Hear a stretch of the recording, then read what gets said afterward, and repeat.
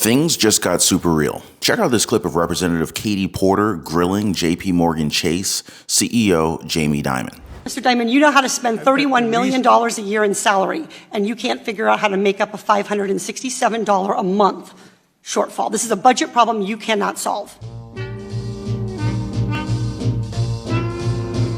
You're an expert on financial statements and you run a $2.6 trillion bank. I know you're good at numbers, and you've shared lots of opinions recently about how the U.S. should budget its resources, how families should budget their resources. And so I'd like to ask for your help on a problem. I went to monster.com and I found a job in my hometown of Irvine at JP Morgan Chase. It pays $16.50 an hour. And so I wondered if I could, if you'd indulge me, when you do the math on this and you do the $16.50 out at 40 hours a week for 52 weeks a year, it comes out to an income of $35,070. Now this bank teller, her name is Patricia. She has one child who's 6 years old. She claims the one dependent after tax.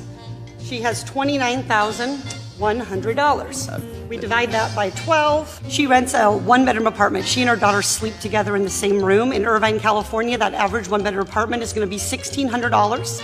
She spends $100 on utilities. Take away the $1,700 and she has net $725. She's like me. She drives a 2008 minivan and has gas.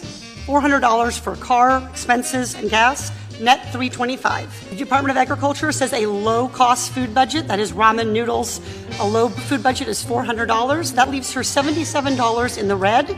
She has a Cricket cell phone, the cheapest cell phone she can get for $40. She's in the red $117 a month. She has after-school childcare because the bank is open during normal business hours. That's $450 a month. That takes her down to negative $567 per month. My question for you, Mr. Dimon, is how should she manage this budget shortfall while she's working full-time at your bank? I don't know. I'd have to think about that. Would you recommend that she take out a JP Morgan Chase credit card and run a deficit? I don't know. I'd have to think about it. Would you recommend that she overdraft at your bank and be charged overdraft fees? I don't know. I'd have to think about it. So I know you have a lot I'd love to call up and have a conversation about her financial affairs and see if we can be helpful. See if you can find a way for her to live on less than the minimum that I've described. Just be helpful. Well, I appreciate your desire to be helpful, but what I'd like you to do is provide a way for families to make ends meet so that little kids who are 6 years old living in a one-bedroom apartment with their mother aren't going hungry at night because they're $567 short from feeding themselves, clothing them. We allow no money for clothing. We allow no money for school lunches. We allow no money for field trips, no money for medical, no money for prescription drugs, nothing. And she's short $567 already.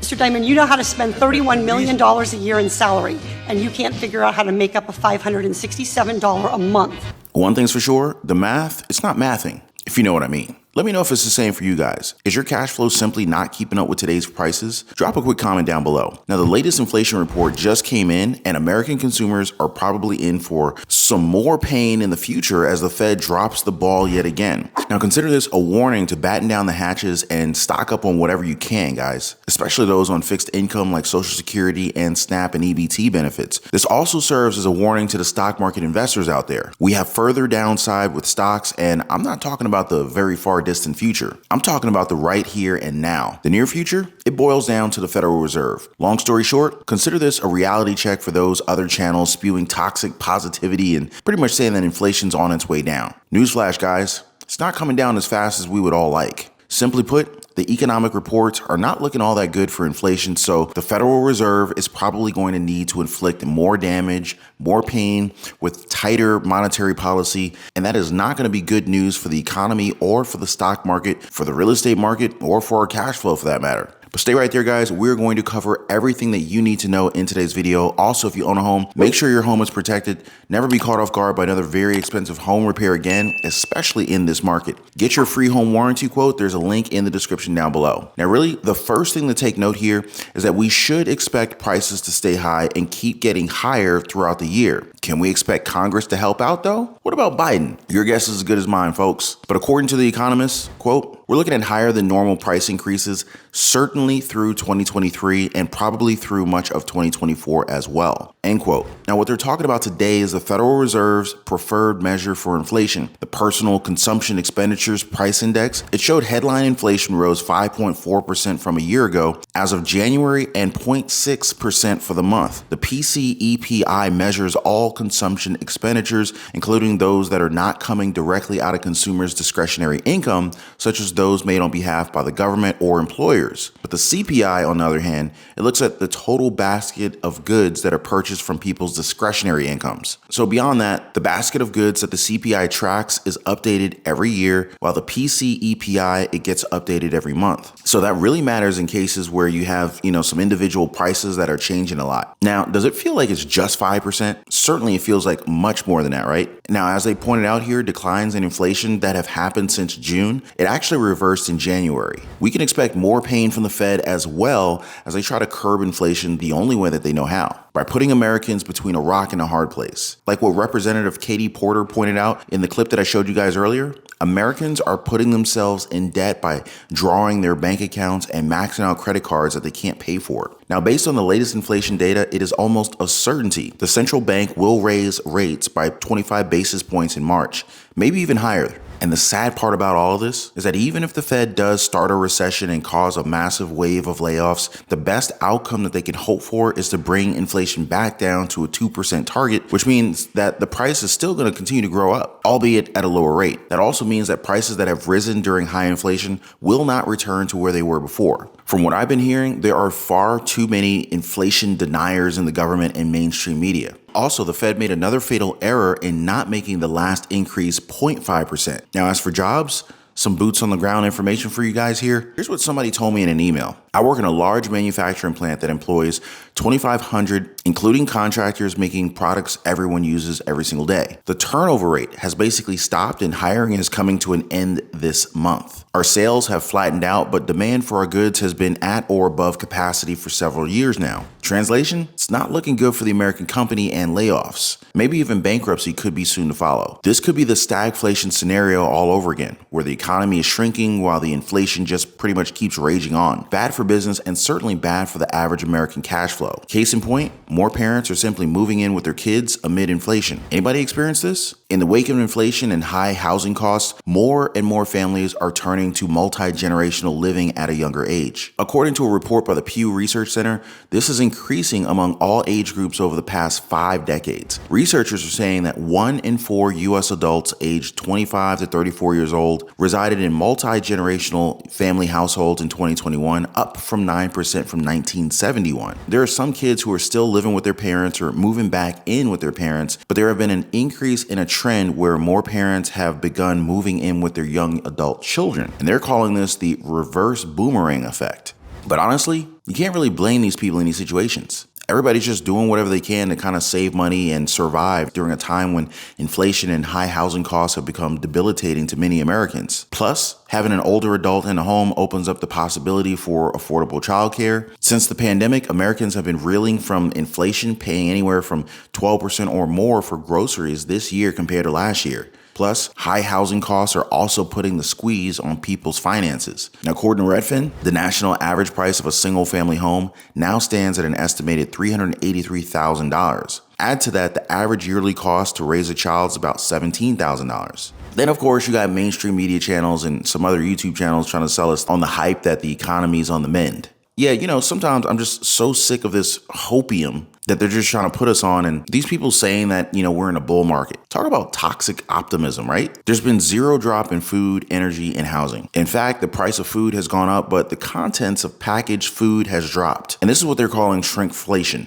And remember how the stock market gurus were saying that the stock market is on its way to a bull market run already? Well, that recent inflation report certainly took the wind out of that belief. After the numbers came out, Wall Street stocks couldn't drop fast enough. And there's no denying it. All the inflation measures are saying the same thing. Overall personal consumption expenditures, or PCE, price index rose 0.6% on the month and 5.4% from a year ago. Wall Street had expected a 0.4% monthly rise. The 12-month PCE inflation rate was expected to slip 4.9%. Core PCE inflation, which strips out volatile food and inflation prices, also rose 0.6% on the month versus forecasts of 0.4%. The core inflation rate rose to 4.7%, denying expectations that it would dip to 4.3%. And the core PCE is usually what the Fed highlights to the people, but even that isn't doing them any favors right now. So what do? Well, they try to leave out even more data to make themselves look good. Lately, Jerome Powell has been trying to hone in on core non-housing services prices as the key to the inflation outlook. That's because prices of services from haircuts to healthcare to hospitality, they're closely linked to wages, generally the biggest cost input. But even this new made-up measure isn't doing Jerome Powell any favors.